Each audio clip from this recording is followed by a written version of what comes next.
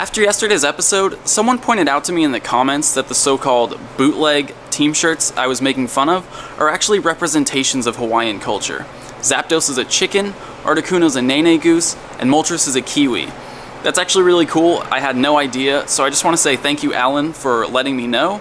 Today I learned, and now so did all of you.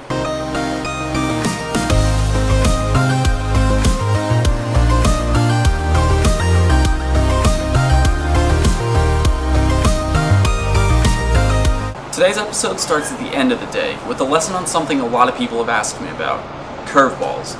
You guys have probably noticed that I throw curveballs every time I'm catching a Pokemon. There's been a lot of speculation and research on whether or not curveballs actually increase your chances of catching a Pokemon, but so far nothing's been conclusive. The only thing we know for sure is that you get 10 bonus experience for catching a Pokemon with a curveball. For me personally, the reason I throw curveballs is because it's just easier when playing with one hand. To throw a curveball, you spin the ball before throwing it. If you spin counterclockwise, you want to throw to the right. If you spin clockwise, you throw to the left.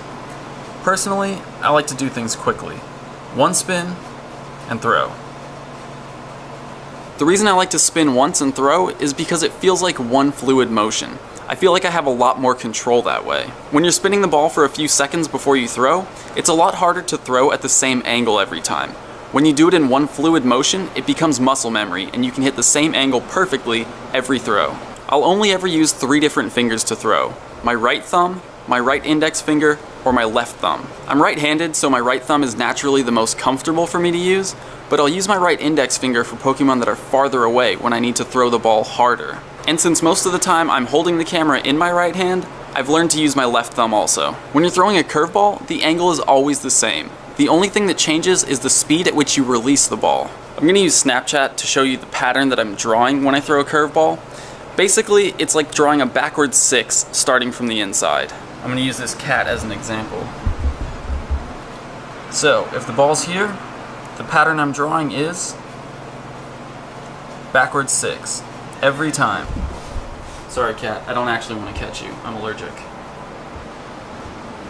But you are cute. I'll give you that.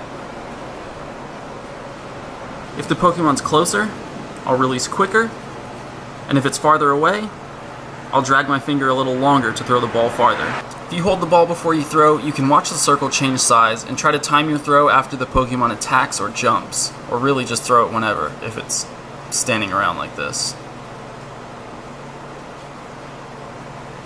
That's my secret to quick and easy curveballs. Just draw a backwards 6, or if you're throwing to the left, a regular 6. With enough practice, it becomes muscle memory and you won't even have to think about it.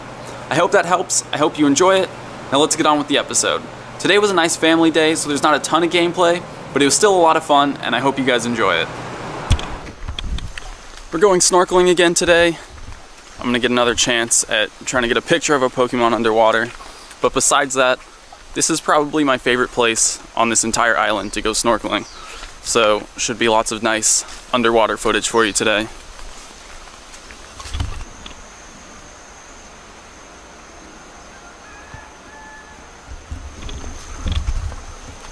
Gotta walk through the jungle to get down to this beach, which is cool because I actually like trees more than sand.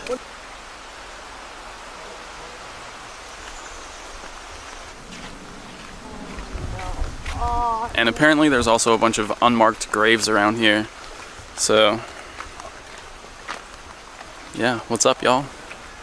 What? My breaststroke?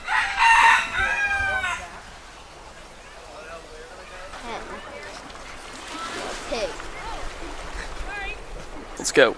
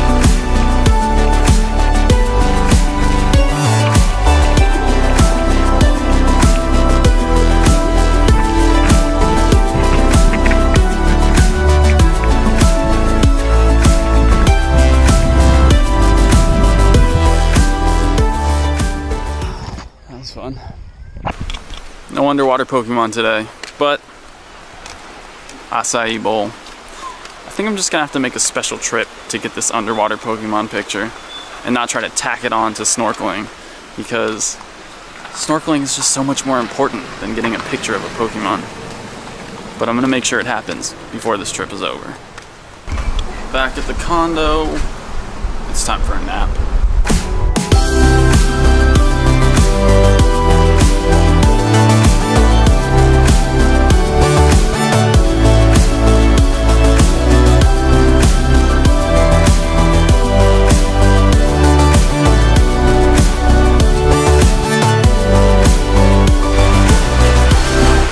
Okay, the nap ran a little long, so I'm not gonna make it back to the plantation today, but we're here in Lahaina, which is a Pokestop hotspot. There's lures on, there's a ton of Pokestops. I'm gonna eventually fill up my eggs again, so I'm gonna have to go hatch them again before I go back to the plantation. But I'm just gonna stock up on items while I'm here.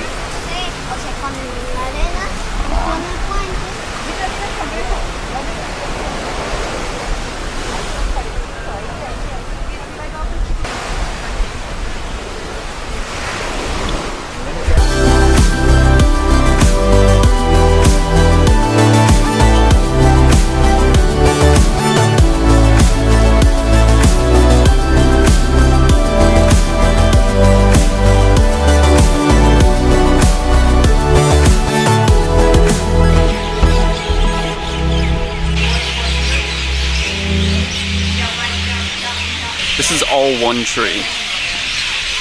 3 Pokestops, 1 tree. Well, 1 Pokestop for the tree, but 3 in the area.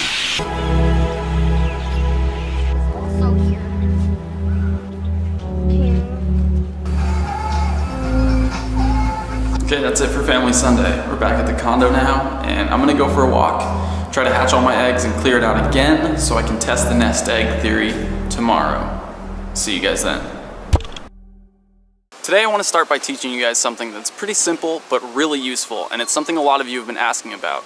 How and when to dodge in battles. I'm here at this windmill gym, and I'm going to use the Charizard and Arcanine here to help explain my point. I'm just going to battle the gym first and then put the footage up here so I can explain it clearly, because if I'm trying to battle and talk at the same time, I'm not doing either one effectively. The first thing you need to know when it comes to dodging effectively is that you'll get a warning every time damage is about to occur.